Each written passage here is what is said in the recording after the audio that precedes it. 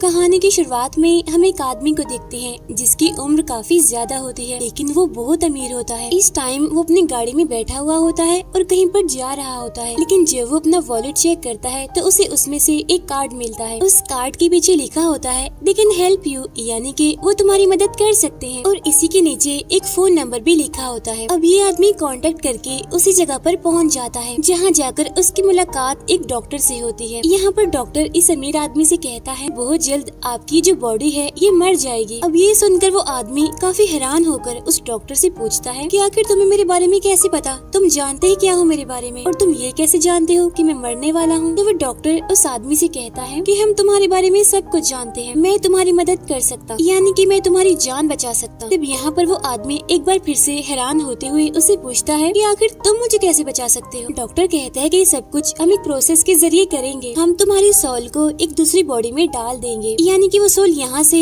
उस बॉडी में ट्रांसफर हो जाएगी, और ऐसा करने से तुम्हारी सोल को एक नया रूप, एक नई पहचान मिल जाएगी, सिर्फ और सिर्फ बॉडी चेंज करने की वजह से। और जब तुम्हारी सोल उस बॉडी में ट्रांसफर हो जाएगी तो तुम अपनी जिंदगी बहुत अच्छे से गुजार सकते हो। तो वो आदमी क्यूरियस होते हुए उस डॉक्टर से पूछता है कि आखिर आपने इस सब के लिए मुझे ही चूज क्यों किया। तब डॉक्टर उस आदमी को समझाता है कि ये चांस बहुत ही कम लोगों को मिलता है, क्योंकि तुम बहुत ही काम के इंसान हो, तुम ऐसे इंसान हो जो इस जमीन पर रहकर कुछ बड़ा कर सकते हैं, क्योंकि हम ऐसे लोगों को मौका बिल्कुल भी नहीं देते जो बिल्कुल बेकार हो, यानी कि वो कुछ भी ना कर सकते हो। और हमारे रूल्स के मुताबिक ये मौका सिर्फ उन्हीं लोगों को दिया जाता है जो अपने दम पर इस दुनिया को बदलने का हौसला रखते हैं। ये सारी बातें बताते हुए वो डॉक्टर उस आदमी को एक बॉडी भी दिखाता है, और इसी बॉडी के अंदर इस आदमी की सोल डाली जाएगी। लेकिन तभी इस बॉडी को कुछ होने लगता है, यानी कि वो हिलने लगती है। तब ये देखकर वो आदमी डॉक्टर से पूछता है कि ये क्या, ये तो हिल रही है, ये बॉडी तो अभी भी जिंदा है। तब उसकी ये बात सुनकर डॉक्टर उसे बताता है कि नहीं, तो ये जिंदा नहीं है, बल्कि तो लैब में बनाई गई एक बॉडी है, इस बॉडी की अपनी कोई भी पहचान नहीं है। यहाँ पर वो डॉक्टर उस आदमी को टाइम देते हुए कहता है कि आपके पास टाइम है, आप सोच लीजिए, अगर आप इस सब के लिए राजी हो जाए तो हमारे पास आ जाइए। अब यहाँ से सीधा वो आदमी अपने घर जाता है। वहाँ पहुँचने के बाद वो अपनी बेटी से मिलता है, लेकिन उसकी बेटी उसे पसंद नहीं करती थी, बल्कि वो उसे बहुत नफरत करती थी, क्योंकि उसके फादर ने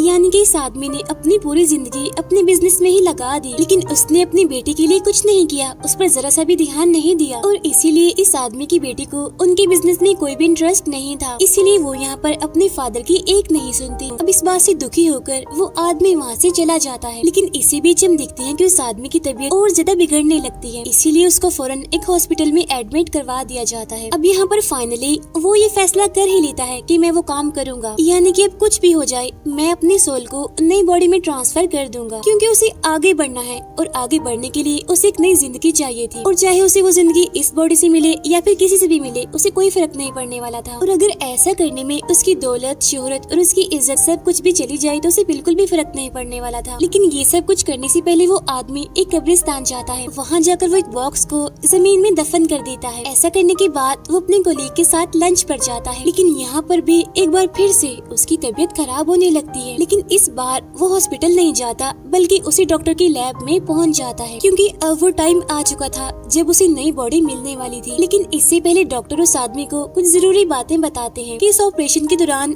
आपके पास कोई भी मेटल की चीज नहीं होनी चाहिए, क्योंकि ये मशीन एक काफी बड़ी मैग्नेट है, और अगर कोई भी मेटल की चीज इसके अंदर चली गई तो ये पूरी मशीन खराब हो सकती है, जिससे होगा ये कि ऑपरेशन सक्सेसफुल नहीं हो पाएगा। अब इसके फौरन बाद ऑपरेशन स्टार्ट हो जाता है, लेकिन ये ऑपरेशन सक्सेसफुल रहता है, यानी कि वो आदमी बिल्कुल सही सलामत एक नई बॉडी में चला जाता है, और अब वो एक नए रूप के साथ आंखें खोलता है। लेकिन डॉक्टर उसे कुछ टाइम आराम करने के लिए कहता है। यहाँ पर डॉक्टर उसे एक नई पहचान भी देता है, और उसका नाम एडवर्ड रखा जाता है। और यहाँ उसकी पुरानी पहचान अब पूरी तरह से खत्म हो चुकी थी, क्योंकि दुनिया की नजर में वो आदमी तो मर चुका था, लेकिन जैसे वो आदमी इस नई बॉडी में आता है तो उसे अजीब तरह के विजन्स आने लगते हैं, और इन विजन्स को कम करने के लिए डॉक्टर ने उसे कुछ मेडिसिन भी दी हुई थी। लेकिन एक महीने बाद हम देखते हैं कि अब सब कुछ नॉर्मल हो चुका है, लेकिन अभी भी एडवर्ड पूरी तरह से ठीक नहीं हुआ था, तो इसी वजह से डॉक्टर उसे कुछ और मेडिसिन भी देता है, लेकिन इन दवाइयों को उसे रोज लेना होगा। लेकिन अगर वो इन दवाइयों को रोज नहीं लेगा तो उसके साथ बहुत बुरा भी हो सकता है। लेकिन इतनी जरूरी मेडिसिन को वो डॉक्टर उसे सिर्फ और सिर्फ 7 दिन के लिए ही देता है। तब ये देखकर एडवर्ड डॉक्टर से पूछता है कि इतनी जरूरी मेडिसिन को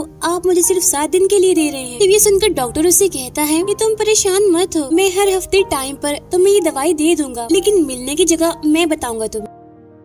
पे। आगे हम देखते हैं कि एडवर्ड अपनी जिंदगी को पूरी तरह से एंजॉय कर रहा है, जहाँ पर उसके नए दोस्त भी बनते हैं। वो क्लब्स में जाता है, पार्टीज में जाता है, काफी एंजॉय करता है और तो और उसकी बहुत सारी दोस्तें भी हैं। लेकिन इसी दौरान एक दिन वो अपनी मेडिसिन लेना भूल जाता है, जिसकी वजह से उसे इतना ज्यादा साइड इफेक्ट होता है कि अब उसे कोई नॉर्मल विजन नहीं बल्कि हैवी विजन आता है, क्योंकि वो इस विजन में चीजों को बहुत साफ साफ करीब से देख सकता था। अपने इस विजन में वो एक लेडी और उसके साथ उसकी बेटी को देखता है और उनके ठीक पीछे वो एक वाटर टावर को भी देखता है। फिर एडवर्ड ये सारी बातें जाकर डॉक्टर को बताता है। जब उसकी बातें सुनकर डॉक्टर उससे कहता है कि एडवर्ड ये तुम क्या कर रहे हो, अपने इस मसले को इतना हल्का मत लो, तवज्जो दो खुद पर, अपनी मेडिसिन टाइम पर लिया करो ताकि तुम्हें फिर से किसी भी मुश्किल का सामना करना ना पड़े। या फिर मेरी बात मानो, तुम ऐसा करो कि कुछ दिन आराम करो या फिर कहीं घूमने के लिए बाहर चले जाओ। तब एडवर्ड ऐसा ही करता है और घूमने के लिए वो मान जाता है। लेकिन वो उस विजन के बारे में इतना सोचता है कि उस वाटर टावर के बारे में वो इंटरनेट पर सर्च करता है और वाटर टावर पर रखा हुआ वो टैंक उसे मिल ही जाता है। फिर वो उस जगह की लोकेशन देखकर वहीं पर जाने का फैसला करता है। लेकिन वहाँ पर जाने से पहले वो उसी कब्रिस्तान में जाता है, यानी जहाँ पर उसने एक बॉक्स को दफन किया था। यहाँ पर हम देखते हैं कि उस बॉक्स के अंदर कुछ पैसे थे और कुछ कार्ड्स थे। उसे लेकर एडवर्ड सीधा उस जगह पर पहुँच ही जाता है और ये जगह बिल्कुल ही वैसी होती है जैसे उसने अपने विजन में देखी थी। यहाँ आकर वो देखता है कि इस वाटर टैंक के पास एक घर भी है, इसीलिए एडवर्ड उस घर के पास जाता है और वहाँ जाकर वो नॉक करने लगता है, क्योंकि वो उस जगह के बारे में सब कुछ जानना चाहता था। लेकिन एडवर्ड देखता है कि इस घर पर तो कोई भी नहीं है, इसीलिए वो उस घर में जाकर इधर उधर घूमने लगता है। लेकिन तभी उसे वहाँ पर अपनी एक तस्वीर दिखती है। तब ये देखकर यहाँ पर एडवर्ड समझ जाता है कि डॉक्टर ने उसकी सोल को इसी आदमी की बॉडी में डाला है। तब इतनी ही देर में वहाँ पर वो लेडी आ जाती है जिसे एडवर्ड ने अपने विजन में देखा था और वो आते ही एडवर्ड पर गन पॉइंट कर देती है। लेकिन जैसे एडवर्ड मुड़कर उसको देखता है तो वो उसे शूट नहीं करती बल्कि वो रोने लगती है और एडवर्ड को गले से लगा लेती है। और वो लेडी यहाँ पर ऐसा इसीलिए करती है क्योंकि वो जो आदमी था वो उसका हस्बैंड था। अब कुछ ही टाइम के बाद वहाँ पर कुछ आदमी आ जाते हैं और वो एडवर्ड को अपने साथ ले जाने लगते हैं। यहीं पर उस डॉक्टर का भी एक आदमी आता है और तब एडवर्ड उससे पूछता है कि ये सब कुछ क्या है। ये लेडी मुझे अपना हस्बैंड कह रही है और मेरी तस्वीर इस घर में भी लगी हुई है, इसीलिए अब मुझे कुछ मत छुपाओ, सब कुछ बताओ मुझे। अब यहाँ पर डॉक्टर का आदमी उसे सारी बात सच सच बता देता है कि जिस आदमी की बॉडी में तुम इस टाइम हो उसे अपनी बेटी के इलाज के लिए पैसे चाहिए थे और इसी वजह से उसने अपनी बॉडी हमें बेच दी। ये बात सुनकर एडवर्ड को काफी बुरा भी लगता है और गुस्सा तो उसे बहुत आता है। वो डॉक्टर के आदमी पर गुस्सा करते हुए उसे कहता है कि बहुत ही गलत हरकत की है ये तुमने किसी को मारकर मुझे ये बॉडी दी। तुम इंसान हो या फिर क्या हो?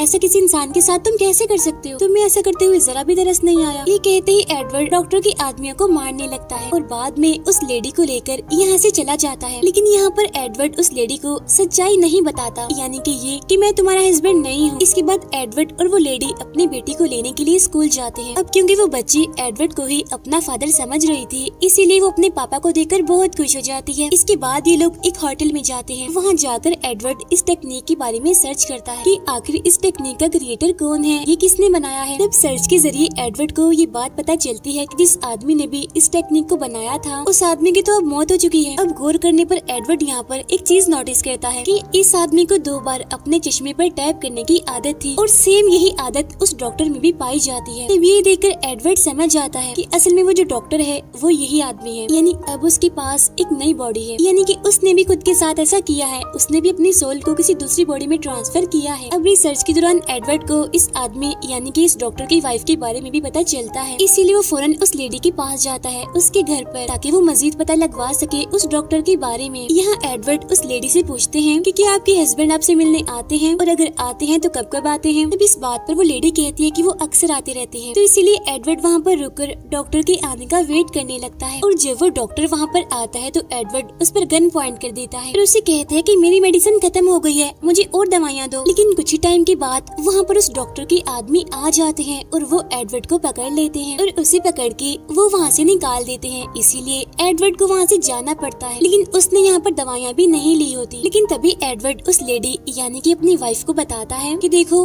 अब मैं तुम्हें कुछ सच बताने वाला हूँ और वो ये है कि मैं तुम्हारा हस्बैंड नहीं बल्कि तुम्हारे हस्बैंड की बॉडी में कोई और है। अब ये सुनकर उसकी वाइफ इतनी दुखी हो जाती है कि वहाँ से वो चली जाती है।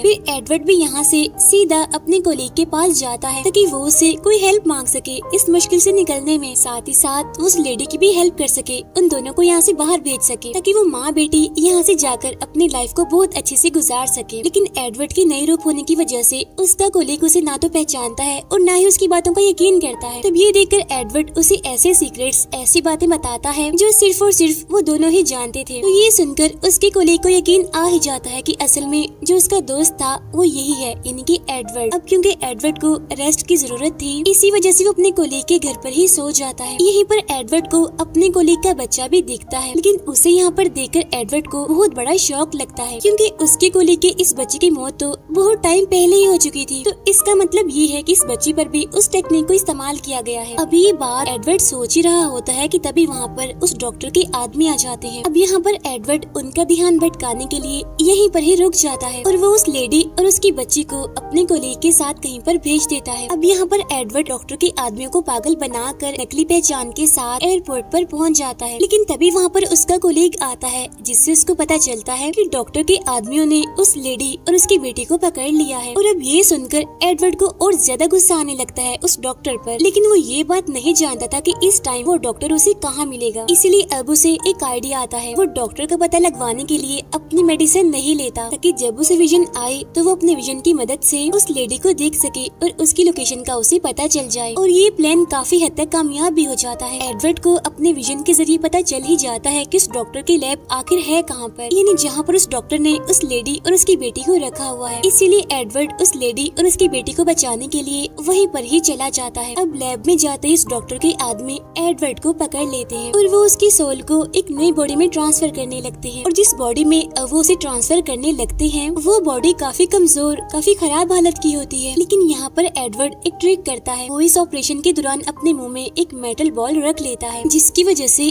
जब ये ऑपरेशन होता है तो ये कामयाब नहीं हो पाता। लेकिन यहाँ पर एडवर्ड ऐसे ही शो करवाता है कि जैसे सच में सोल चेंज हो गई है, यानी कि वो एक बॉडी से दूसरी बॉडी में जा चुकी है। इसके बाद वो मौके का फायदा उठाकर उस लेडी और उसकी बेटी को बचा लेता है। ऐसा करते ही वो उस डॉक्टर को भी मार देता है, साथ ही साथ वो उसकी पूरी लैब को जला देता है। ये सब कुछ कर लेने के बाद एडवर्ड उस लेडी और उसकी बेटी को बहुत सारे पैसे देता है ताकि ये दोनों माँ बेटी एक नई जगह पर चली जाए और वहाँ पर अपनी जिंदगी बहुत अच्छे से गुजारे। उस लेडी और उसकी बेटी को भेजने के बाद एडवर्ड अब सीधा आता है अपनी बेटी के पास और वो अपनी बेटी को ऐसे कहता है कि मैं तुम्हारे फादर का दोस्त हूँ। यहाँ एडवर्ड उसे कहता है कि जब तुम्हारे पापा ठीक थे तो तब उन्होंने मुझे ये एनवेलप तुम तक पहुँचाने के लिए कहा था। जिसके बाद उसकी बेटी उस एनवेलप को खोलती है, लेकिन इस बार उसमें पैसे नहीं होते बल्कि उसके अंदर एक लेटर होता है जिसके अंदर ये लिखा होता है कि मेरी बच्ची, मैं आपसे बहुत प्यार करता हूँ। मुझे इस बात का बहुत दुख है, बहुत शर्मिंदगी है कि मैं तुम पर तवज्जो नहीं दे पाया, तुम्हें टाइम नहीं दे पाया और मैंने अपनी पूरी जिंदगी अपने बिजनेस पर लगा दी। और वैसे तो मैं इस काबिल हूँ ही नहीं कि मुझे माफी मिले, लेकिन अगर कभी तुम्हें ख्याल आ जाए तो प्लीज मेरी जान मुझे माफ कर देना। अब ये पढ़ते हुए एडवर्ड की बेटी काफी इमोशनल हो जाती है और वो रोने लगती है। इसके बाद हम देखते हैं एडवर्ड को,